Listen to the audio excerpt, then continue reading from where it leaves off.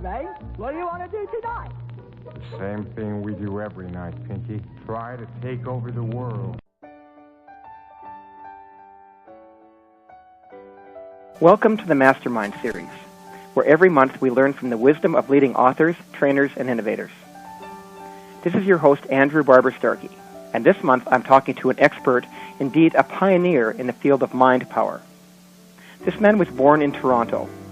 In 1975, he moved to the West Coast and withdrew to the wooded seclusion of the British Columbia wilderness to spend 3 years in intensive study and contemplation about the inner workings of the human mind. By applying his own observations and insights to the scientific and spiritual sources of the time, he created the first straightforward and successful program for helping people develop their own mind power. In 1978, he began traveling and teaching people the principles he had formulated. And by 1980, the phenomenal success of his speaking tour had grown to encompass the globe. Since then, he has taught and lectured to literally hundreds of thousands of people. He has also authored 4 books, the best known being Mind Power into the 21st Century, which has sold over 500,000 copies and hit the bestseller list in 12 countries. His other books include A Vision of Power and Glory, Money, Success, and You, and its latest, The Practice of Happiness. It's a great honor to have Well, my guest let me first today, of all start off by just for a minute or two explaining the whole premise behind mind powers and why and how mind powers work. Everything in our physical universe is made up of vibrations of energy. Everything. The telephone that you use is made up of vibrations of energy. The seat that you're sitting on is made up of vibrations of energy. The clothes that you're wearing is made up of vibrations of energy. The walls in your house are made up of vibrations of energy. Everything in the physical universe is made up of vibrations of energy. And our thoughts are also vibrations of energy. Our thoughts are the most dynamic, fluid substance in the entire universe. That thoughts are a vibration of energy separate and independent of our physical universe, and yet it interacts with our physical universe. Now, one of the most amazing things to understand is that any thought that is repeated over and over and over again in your conscious mind will take an imprint into the subconscious. Now, once this imprints into the subconscious mind, it then acts as a tuning fork. It begins vibrating, and it attracts to you the people, the circumstances, the events, the synchronicity that matches the images that you have within. That you have a very real power to influence and direct the things that happen to you working with your thoughts. Now, one of the beautiful things about the subconscious mind as well is that the subconscious mind cannot tell the difference between what is real and what is imagined. So that you can program and imprint into your subconscious anything that you choose. There was a very famous experiment done in one of the large American universities where they took a group of college students and they divided them into 3 separate groups, and they tested them for skill at throwing the basketball at the basket. And then they recorded their scores. And what they did is they had the first group come in to the gym every day for a half hour and practice throwing the ball at the basket. The second group engaged in no practice, and the third group engaged in a very different practice. What they did is they had them come into the gym, just mentally imagine that they're throwing the ball, and mentally imagine that they're scoring, doing it only in their mind. And then after a month, they brought them back and they tested them again. And what they found is that the first group that practiced every day for real showed an over 25% improvement in their score, which you'd expect because they're practicing. The second group, which did no practice, showed no improvement, and again, no surprises there. The third group, which practiced only in their mind, which never once touched a ball, interestingly enough, improved equally as much as the group that practiced for real. Now, how is this possible? Simple. By practicing in their mind over and over and over again, that took an imprint into the subconscious. So when it came time to throw the ball, their subconscious was imprinted with the fact that they were good at throwing the ball. And it showed up, of course, in their performance. Now, the implications of this go far beyond just sports training. We can use this for finances. We can use this for relationships. We can use this in our career. We can use this to cure ourselves of our illness. There is no area of your life working with mind power techniques such as visualization, such as seeding, such as affirmations, such as acknowledging, such as recreating new beliefs in your mind. There is a whole number of techniques that the Mind Power student practices, and when you do that, what happens is you begin to take control of your life. That your thoughts are the most incredibly powerful source of nourishment, source of a dynamic abundance that we have in our life, and nobody teaches us how to think. We're taught, be positive, do the best you can. Well, I'm sorry, that's not good enough. Being a positive thinker is a very, very simplistic, basic level of mind powers. You can do a lot more than be positive. You can start to work with this dynamic, powerful forces that you have in a very, very powerful way. And that's what I teach, and that's what people prosper with. So basically, I think what I read in the book is it says the powers of the mind are governed by laws which can be easily understood by anybody. Exactly. There's nothing too difficult about this. Once you awaken, and it is a real awakening. I mean, I know for myself when I first realized that, my God, my thoughts influence my reality. Not by being positive. I have to re-emphasize this point. People sometimes mistake mind powers for positive thinking. It's not just simply being positive.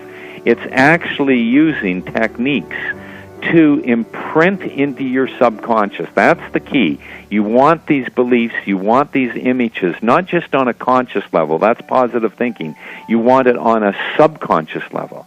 And once it takes on a subconscious level, then you are attracting those things to you. And there is no greater turning point in a person's life to discover that I have personal power, that I am the master of my destiny, and all it takes is maybe 15 minutes a day. 15 minutes a day would transform your life if you're willing to practice it on a regular basis. And if you're practicing the right techniques. Yes, and I might also mention that this can work equally as well against you. Your thoughts can bring sickness. They can keep you in poverty. They can keep you from succeeding at your goals. In fact, that's one of the great tragedies of our day, is that most people are not getting ahead because, number one, they're working too hard. I'm not a big believer in hard work. I know I've done talks sometimes to corporations, and sales managers will be looking on in horror as I'm saying that maybe your problem is you're working too hard. You should never work too hard. You should always work smart, not hard. It has nothing to do with hard work. It has to do with your consciousness. It has to do with your beliefs. It has to do with your thoughts. That is what is going to create your reality. Well, what's the downside of overwork? Because I know there is one. Well, I think there's a lot of downsides to overwork. Number one, I don't think it's a lot of fun, and I'm distrustful of any life that is not joyful. And when I say joyful, it doesn't mean that you're, suddenly going around in ecstasy every moment of every day.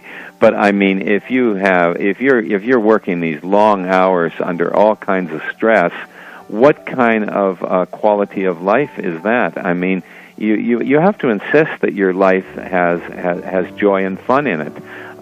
So I think the downside of too much work is, number one, it doesn't give you quality life, and the second downside of it is that when you're working too hard, you're not going to get good quality ideas. And one of the things I teach is how to tap into your intuition and get ideas from your subconscious mind. The intuition is one of the vehicles that you use to tap into your subconscious, and there are hundreds of absolutely fabulous, great ideas to help you make money, to help you succeed, to help you achieve your goal that you would never, ever find simply by running in your conscious mind the same old information. You have to go into your subconscious and get a whole breath of new life in your day-to-day life. And when you do that, you suddenly, all these insights and brilliant ideas start sparking. So this doesn't happen when you're working too hard. And sometimes I say to people that, you're working so hard you probably won't be successful. And they sort of look at me all stunned like, but it's absolutely true. You must give yourself good quality time and honor yourself. It's interesting because one of the things that we use in the Success Tracks coaching program is a time system that involves people taking freedom days. And a freedom day is a day where you do absolutely no work in any way, shape, or form. Very important. And often people say, but I love my work so much, I don't want to take a freedom day. And I think that you're really reinforcing that the benefit of that is when you get away from work and let go, it actually gives the creativity and the intuition a time to go deep into your subconscious and really get in touch with some of the abundance of ideas and thoughts that are down there. Yeah, well, it was Albert Einstein who said, why do I always get my best ideas in the shower? It's just even that little time away. And I'm a big believer in having time where you just reflect and think and get away from things. Well, and if we're still talking about the downsides of overwork, you mentioned earlier on that really our lives, our minds are resonating at a certain frequency. We're going to attract things that are at the same frequency. And if we're in that frantic, stressful place of overwork, it's not going to really attract the right quality of things that we want anyway. Absolutely. And it's also showing somewhat of a lack of self-respect for yourself and a lack of self-image in a way. I mean, it's almost like you're saying to yourself that I have to work 16 hours a day in order to be successful. Well, how come? I mean, you are a brilliant human being. There are thousands of opportunities. There are staggering opportunities to make money out of there. There are staggering opportunities to be successful out there. I mean, why do we have this erroneous belief that I have to work constantly in order to be successful? Now, you will find, and I've made, when I wrote my book, Money, Success, and You, it was quite interesting that when I was in my manuscript form of that book, I sent the manuscript to about a dozen of my friends who were financially successful. And what was interesting is I made a list of them, and by financially successful I meant as a net worth of over $1 million. And as I made my list, something very interesting came to me. I realized that every single one of those people made their money in areas that they loved. I mean, one was in home renovation, another was in publishing, another was a jewelry wholesaler, another was a clothes manufacturer. But every single one of them made their fortunes in things that they loved to do. And it got me thinking, has anybody ever made a great deal of money by doing something that they don't love? And you know what? I couldn't think of one person. Great question. You know, I mean, not only people I know, but out there in the world. I mean, Bill Gates didn't say to himself, oh, I wonder how I can be the richest man in the world. Oh, I think I'll get into computers. He got into computers because he loved it. And that's one of the secrets of success as well, is find something that you love to do. And then, of course, if you love to do it, not only are you going to be more successful at it, but you're going to have more fun in your life. And fun and joy is one of the principles that I teach. Right, so you win both ways. You win both ways. I'm thinking also about the overwork, and going back to the very first principle I think you mentioned to us was trust the universe. And my thought is that one of the reasons that people kill themselves working so hard is because they simply believe there's not enough, that they're going to fail, and they're living in fear of scarcity, and they've got to work so hard. And the other perhaps is a belief that there's not enough, they're not safe unless they have power, and they're not okay unless they have power, so they have to be successful in order to be okay that way. So either way, it's not really trusting the universe. Not at all. I remember one time in one of my seminars, I had someone, and I really like people to clearly define their goals, because it is one of the maxims of Mind Powers, is that you must know what you want before you can get it. And so this person was saying, I want to be the richest man in Canada. And I thought to myself, okay, well, that's interesting. And I questioned him further, and I said, well, why do you want to be the richest man in Canada? And he said, so I can prove that it can be done. And I just thought, well, what a weak reason to do it. I mean, the beautiful thing about life is that we get to choose whatever goal we want. I mean, isn't that wonderful? The whole free will. Everybody lives their life in a different way. Everyone can have different goals, different objectives, different definitions of success. We get to define it in our own way. But to need to do that just to prove he could do it, I thought was showing actually a little bit of lack of self-confidence in himself.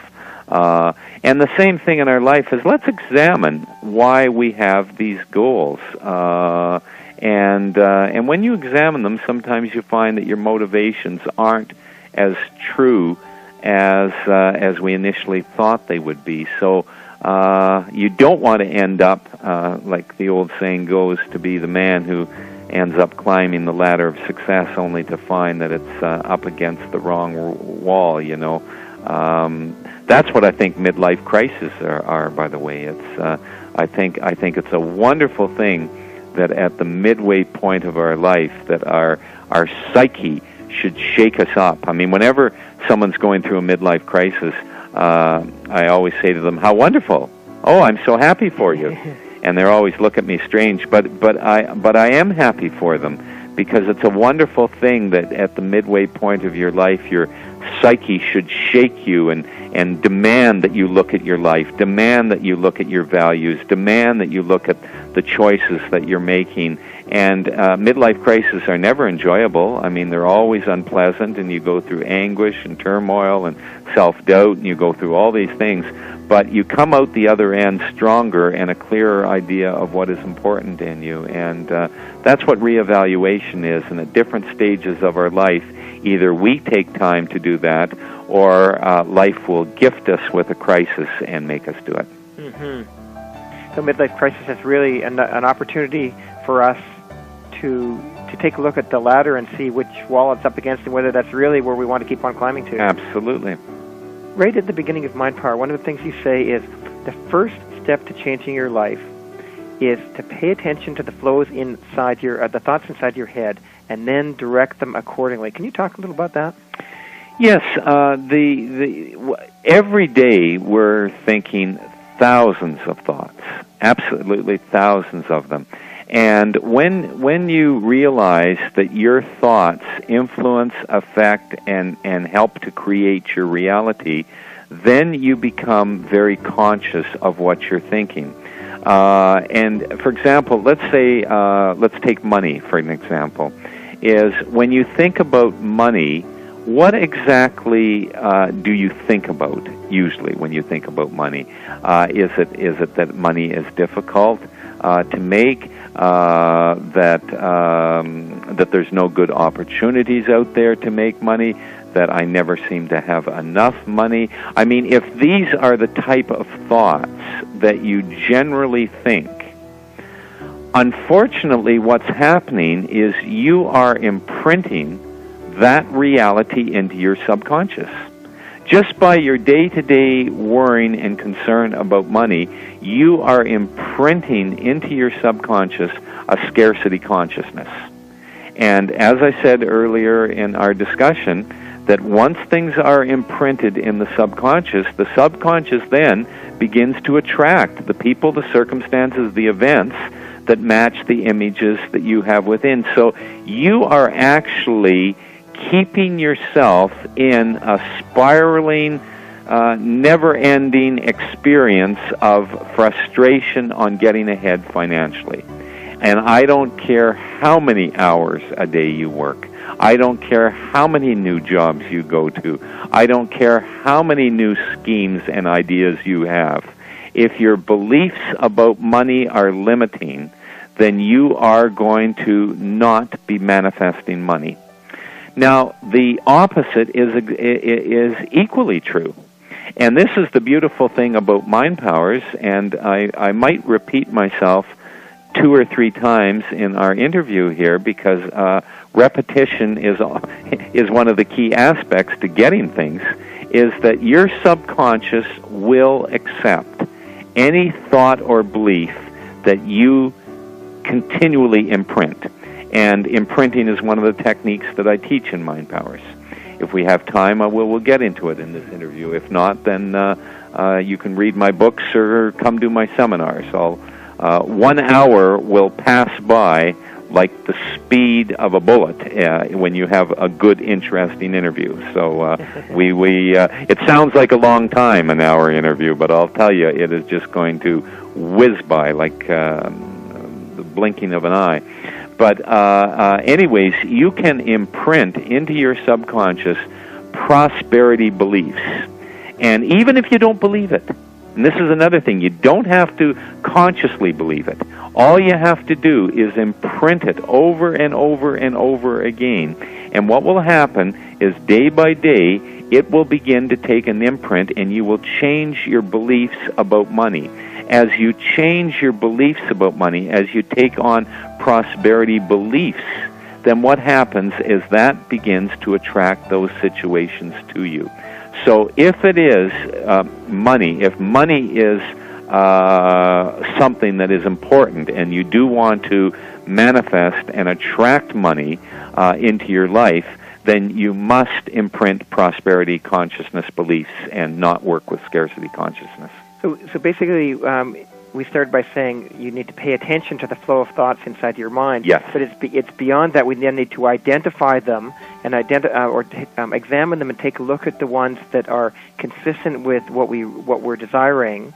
And if we're not, if those are not there, then we need to redirect our mind into a new place through the affirmations, through the mind power techniques, whether we believe them at our deepest level or not, we can still change the subconscious mind towards those prosperity beliefs. Absolutely. Well, let's talk a little about the prosperity consciousness. You talk, one of the quotes I made a note of here is, anybody desiring financial independence must first develop a prosperity consciousness. Note, I said develop because it does not happen by chance. And then you go on to explain your 5 steps for building prosperity. Would you be willing to share those with our listeners? Sure.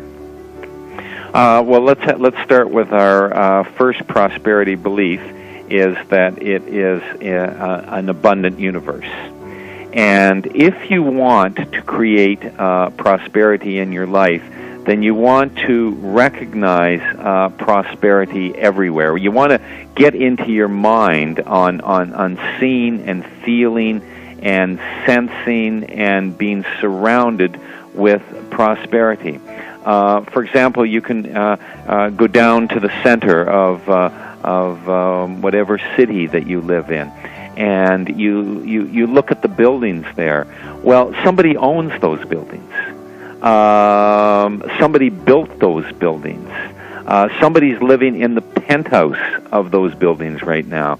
I mean, there is so much money around. There is billions and billions and billions of dollars transferring in the free enterprise system hourly, money moving from one place to another. To recognize that the world that we live in is actually loaded. There is so much money out there, and that the free enterprise system rewards ingenuity and service, that if you have a good idea, a good service, a good product, that you can market that in such a way as to make yourself a fortune. The marketplace does not care if you're a man or a woman. It doesn't care what your spiritual belief is. It doesn't care what the color of your skin is. As long as you have the right product or service, you can make a great deal of money. And to recognize that there are millions of millionaires out there. I mean, it's many people's goal to be a millionaire, and I think it's a wonderful goal. If indeed that's what you want to do, if you want to be a manifester of money, then go out there and make a lot of it. Recognize, I think the most recent statistic in the United States, I don't have one for Canada, but in the United States, there was something like 6 million millionaires. I mean, these are not an endangered species. So if they can do it, why not you? Are they any different from you? Not at all.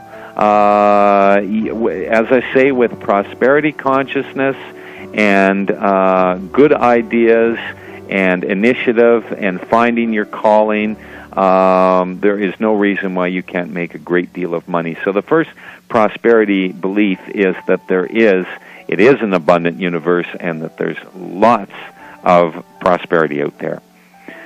Staggering opportunities, that's another one of my prosperity beliefs, is that there are staggering opportunities to make a great deal of money out there. I'm always amazed when I speak to people on how it is that they've made their money, successful people. I remember one person that took my training in New Zealand. Actually, I do travel and teach all over the world. And he called me out and he said, "John, I took your training a number of years ago. I want you to come out." And he had a chocolate brown Rolls Royce out there. And he said, "This is all because of your teaching." And I said, "Well, great." And I said, "Well, how did you do it? You know, what idea did you use?" And he said, "Well, I opened up a backpackers hostel." And that led into a string of backpacker hostels, and he's a multimillionaire. Now, who would think that operating a backpacker hostel would produce millions of dollars in profit? But nonetheless, it did. There is so many ways of making money out there, but you got to find something that you feel good about. Well, I was going to say that may take us back to the importance of doing what you love, and knowing that even if you limit yourself, quote, by doing only what you love, there's still a huge number of opportunities to operate and to be successful. Absolutely. Another one of my prosperity beliefs is that it's our duty and responsibility to succeed, and I spoke about that a little bit earlier in our talk here, and that. And I really think that each and every one of us brings to the table a little piece to the puzzle, that each of us has an answer to some solution or problem or difficulty that we have here on this planet, that we're all plugged into the same system, and that we really have to honor what's calling us, because that is what is not only going to make us successful, but that is what is going to be our contribution to our fellow members here in the human race. Mm-hmm. Like when I, for example, honored that calling to leave my business as a rock and roll promoter, I mean, I was making a lot of money. I was having fun with it. I just heard that little call within me to move on, Now, as it turns out, at the time, of course, it was a bit of a traumatic decision. It wasn't like, oh yes, I'll just do it. I mean, I waited up, pro and con, had a few sleepless nights over it, and until I, ultimately made the decision. But now, 20 years later, I can look at it and say, well, wow, what a fabulous decision that was, because not only have I been tremendously successful in my new calling with best-selling books and successful seminars and traveling around the world and having a fun, profitable, interesting life. I mean, not only that, but look at the hundreds of thousands of people that I have got to touch and teach on how to work with the powers of their mind. I mean, isn't it great that I did honor that? Because if I hadn't, then a different destiny would have befell me. So by honoring your calling, it's not a selfish thing at all. In fact, it's really an opportunity for the whole world to receive your work. Absolutely. You have to follow your bliss. What is it that makes your heart jump for joy? You will never be successful doing something you don't like. You can make a living doing something you don't like, but you will never be tremendously successful doing something you don't like. Mm-hmm, which I guess leads us back to prosperity consciousness. Yep. I want to go back to your explanation of imprinting, because I really did feel quite impacted by the way you said it. What you talked about was, that really resonated for me, was you said when we go to school we learn our times table. Yeah. And, 7 6 is 42, and yeah. I could remember that at gunpoint and waking up in the middle of the night. Yep. It's truly imprinted in my mind, and you talked about the importance of imprinting the messages that will support us into our subconscious. Could you expand on that a bit? Yes. Well, we've used imprinting twice already in our life, as you mentioned, the multiplication tables. I mean, if I was to say what's 7 times 7, immediately we know it's 49. What's 8 times 10? Well, immediately we know it's 80. Well, how do we know those things? Well, because they've been imprinted countless number of times. 1 times 7 is 7. 2 times 7 is 14. 3 times 7 is 21. It's been imprinted over and over and over again. Yet if I was to say, well, what's 13 times 8? We wouldn't know. And the reason is they only taught us to 12. They felt it was. The thing is, the multiplication table is imprinted into our consciousness. What's 12 times 12? 144. We know that. The same thing with our language. Our language has been imprinted into our consciousness. That's why we can have this interview and we can understand each other's words, because the vocabulary has been imprinted into our consciousness. So those are 2 examples of imprinting that have happened in our life. But the third and the most fascinating and the most challenging and the most interesting imprinting is for us to imprint empowering beliefs into our consciousness. And you do that much the same way as the multiplication table. What you do is you take a belief that you choose to believe. For example, the very first time that I imprinted into my mind was during my time in the cabin. And I wanted to imprint into my mind that I have unlimited power at my disposal. So what I would do is every evening before I went to bed, I would take out 5 minutes and I would think about the powers of the mind and about the power of choice and how I can choose my thoughts and how thoughts have power to them, and that by choosing your thoughts you can direct and influence your actions, and you can create vibrations of energy within you that will attract realities to you, and that this is very powerful, and that I have unlimited power at my disposal. So what I would do is I would spend 5 minutes every day contemplating this, thinking about it, affirming to myself that I have unlimited power. Sometimes when I would do it, I would get really excited. It would be like I would come out of my little 5-minute exercise and just feel really empowered. And yes, that's true, and it's great, and it's wonderful. Other times when I would do it, it would be almost like I was lying to myself. Like who are you kidding? You know, you don't have unlimited power. And sometimes it would be like I was fooling myself.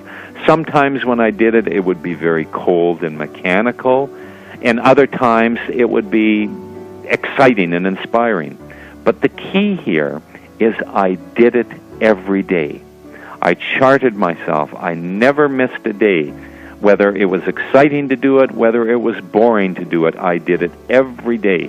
Mind Powers needs repetition. And somewhere between 60 and 90 days, and that is a very, very key in imprinting, is that it needs time, but somewhere around that 60 to 90 day period, I remember waking up and just waking up with this flaming reality that I have unlimited power at my disposal, and I knew it. I owned it. It was imprinted. And from that point on, I have never, ever doubted it. Much the same as I don't doubt 7 times 7 is 49. I mean, I don't have to go to my calculator and say, is it really 49 or is it 48? I don't have to double check. I know it's 49. I don't have to double check on how much power I have. I know that I have unlimited power at my disposal. So it's simply repetition over and over again for even up to 90 days. Exactly. Repetition is the key with Mind Powers. This is the difference between positive thinking and Mind Powers. Is positive thinking is that think positive and positive things will happen to you. And I've nothing, no bone to pick with positive thinking. I'd certainly much rather you be positive than negative. But Mind Powers is taking it a step beyond that. What it is it's defining very clearly what it is you want, and then through techniques of affirmations, visualizations, imprinting, acknowledging, creating new beliefs, by actually putting these things through repetition so that your subconscious mind begins to pick up on it. And repetition is the key. You don't have to spend a lot of time with Mind Powers. You can, as I said earlier, you can transform your life with as little as 5-10 minutes a day. But you do have to do a little bit of work every day on it. It doesn't happen magically. And you have to be giving yourself the right messages. And you do have to be giving yourself the right messages. You talked about acknowledgement, and I know that you absolutely use it as one of the techniques for gaining confidence and energy. Could you give us a little explanation of how that can be part of our daily practice? Yeah, in the acknowledging technique, what I suggest that people do is they make a list of at least 15 or 20 things that make you feel really good and successful about who and what you are now. And the key is now. Too often what happens is that we are always thinking about the goals that we want to achieve, things that we're going to do, things that we're going to be, changes that are going to happen, always out there in the future. And that's fine. I mean, that you have goals. There's nothing wrong with that.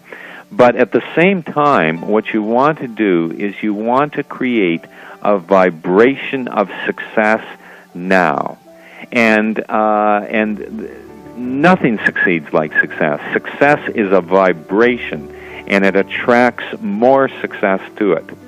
So what you do is you make a list of at least 15 or 20 things that make you feel really good and successful now. And they can be very simple things, like I'm a good parent, I'm a safe driver, I dress well, I have good ideas, I'm a good friend, I make a great omelet, I know how to close a business deal. Put personal things down, put business things down, just things that make you feel successful about who and what you are now. And what you do, and when I say 15 or 20 things, some people have acknowledging lists that are like 50 things on it. But you can add to it. And what you want to do is you want to spend 5 minutes every day going over this list and feeling really successful about who and what you are now. And that creates a success vibration now. And that success vibration now attracts to it future successes. It's a really simple and yet incredibly powerful technique, because what will happen is if you start your day with this technique, then you start your day in a success vibration. So it's another way of imprinting, really. It's another way. Well, everything, all mind powers, really is imprinting. Whether visualization as well. Visualization is really imprinting into your consciousness the exact goal, seeing, feeling, tasting, vibrating, exactly what it is that you want to have happen to you. But one of the keys and one of the tricks with visualization is that you always visualize it as if it's happening now. See, a lot of people make the mistake as they visualize that they're going to achieve it, that they will achieve it, that it's something happening in the future. In the visualization, you want to visualize it as if it's happening now to you. It's a little trick, like, for example, the example I used with the basketball. I mean, they visualize, they imagine that they were throwing the ball, they imagine that it was scoring. The same thing with your visualization is whatever it is that you want to have happen in your life, whatever it is, what you do is you visualize it as if it is already happening now. Now, you don't have to hang on to that all day. That's another mistake people make, is they think they have to hang on to this feeling desperately, every day. I can't ever let a negative or contradictory thought in, I have to defend this at all costs. Not at all. Relax. Take it easy. As long as you're doing it for 5 minutes a day, every day, the subconscious mind will quite naturally pick up on it. Fabulous, fabulous. I'm going to switch books on you now, because I've read also the Practice of Happiness, and it's just such a delightful book. The principles that you put in it, and the way you illustrate them with examples from your own life, and then go on into greater depth on that. It's such an inspiring and easy to read, almost compelling book. I kept saying, well, I'm just going to put it down after this chapter, and then I get to the beginning of the next one, I wouldn't be able to put it down. And that's great. I just absolutely loved your story in there about gratitude, and really how gratitude is a matter of perspective, and the letter you received from your friend, talking about his misfortune and how you suddenly realized that it's all perspective. Yes. Well, well, thank you for sharing that, because that is my newest book, and of course the Mind Power book is everyone loves it, and I get so much feedback about that book and how it's transformed people's lives, and I love hearing that. But when you have a new book, then it's really great that to hear the feedback from the new one, and it's just recently been released, but it seems to be touching people deeply and really inspiring people, and that thrills me. The story you're speaking of, and under the chapter of gratitude, it tells the little story about when I was in the cabin, and it was during the winter, and the stove was going out all the time, and my money was running down, and I wasn't sure what I was going to be doing, and I was just kind of feeling pretty miserable, actually, and feeling what am I going to be doing, and doubting myself, and all this was going on, and I walked through the woods into where the dead end road was, and where the mailbox was, and there was a letter from my friend Rinchin, who I lived with when I lived in Singapore, and we traveled all over Southeast Asia together and into the Himalayas and Nepal, and had a wonderful times with him. And anyways, he lost his leg in this freak accident, and so as I'm walking back to my cabin, I'm just suddenly realizing that here's my real good friend, and he now just has one leg. And here I am in my cabin, and I have my two legs. Like, what right do I have to be miserable? And it was then that I made a list, and that probably started off the acknowledging. I made a list of all the things in my life that I had to be grateful for. And I was amazed that there were so many things that I was to be grateful for. And then that evening, and I lit my by kerosene, and I was lighting my kerosene lamp, and I was by myself, and suddenly that evening, the stars are out, and I'm just so grateful to be alive. And I thought to myself, well, what a change of perspective. Here it was this morning. I was just incredibly miserable, and here it is tonight, and I'm just filled with gratitude, and yet nothing has changed in my life. The only thing that has changed is my perspective. Mm-hmm. And then it got me thinking, maybe it's all perspective. And I made a little point at that point in my life, as I share in the book, to find something every day to give gratitude for, and I very rarely miss a day, and that was 25 years ago. That's fantastic, and we're going to run out of time, but I want to take one more step beyond that if we could do it. I know you were quite a philanthropist, and I'm wondering if you could talk to us just briefly about giving as it relates to receiving, and how giving impacts. Yes, I'm a very, very big on balancing giving and receiving, and I think we're very poor receivers, by the way.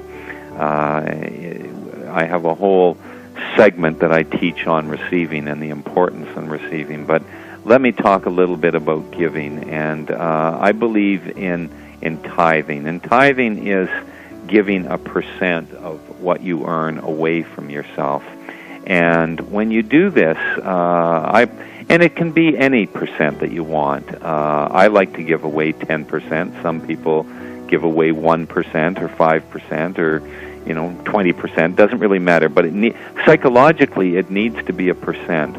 And when you give, when your income comes in and you realize that a percent of this does not belong to you, that it must be given away, and you give it away to different communities or charities or individuals or somebody, playing the guitar on the side, and you think, okay, well, I'm going to give that guy $10 or $20. That's tithing. That's giving away, or writing out a check to a homeless shelter. That's tithing. And when you create a practice of this, then what happens is it's one of the strange and mysterious laws of the universe, is that whatever we give away from ourselves comes back many-fold. And the mistake that people make in tithing and giving away from themselves is they say to themselves that I'll give away as soon as I have some money. As soon as I get ahead financially, then I'm going to be real good at giving away. Wrong. You give away now. You give away out of your lack. If you were down to your last $1,000, one of the most powerful things that you could do would be to give away 100. Because let's face it, what's the difference between 1,000 and 900? I mean, you're still kind of, not in a very good situation, but psychologically and spiritually, and you would have created an immense amount of personal energy. So I believe in philanthropy, and that's actually one of the wonderful things about being financially successful, is that you get to help a lot of different individuals and organizations, and I believe strongly in that. But you can't wait until you're financially successful. You have to start your program right now with your humble little beginning, whether it's even $50 or $100 a month. Doesn't matter. It can make a huge difference to you and other people. Well, and that brings us wonderfully full circle, because those that have a hard time giving away don't trust the universe. That's right. That's right. So it's a wonderful way to wrap up. John, I know that many of our members are going to be interested in looking further into your work, and I was very excited to hear that you're going to be one of the speakers at Peak Potential's Wealth and Wisdom seminar this fall. So that's one way people can see you and hear your work. But for those that don't want to wait that long, can you tell us about your website and how to get there and what people can find there? Yes, but let me also add, I'm also looking forward to being there at the seminar. We're going to have a fabulous time together, and I love sharing this information. For people that want to know more about my work, you best log on to my website, and that is learnmindpower.com. I mean, if you want to learn about mind power, then come on to learnmindpower.com, and it's all run together. And it's all run together there, and that can let you know about my tours and where I am. And I'm a bit of a gypsy. I go all over the world, so you sort of catch me when you can. Now, people can buy your books directly from the website. They can also get them at most of the bookstores. Yeah, on the website you can get books, tapes, and videos, and my books are readily available at all bookstores. Fabulous.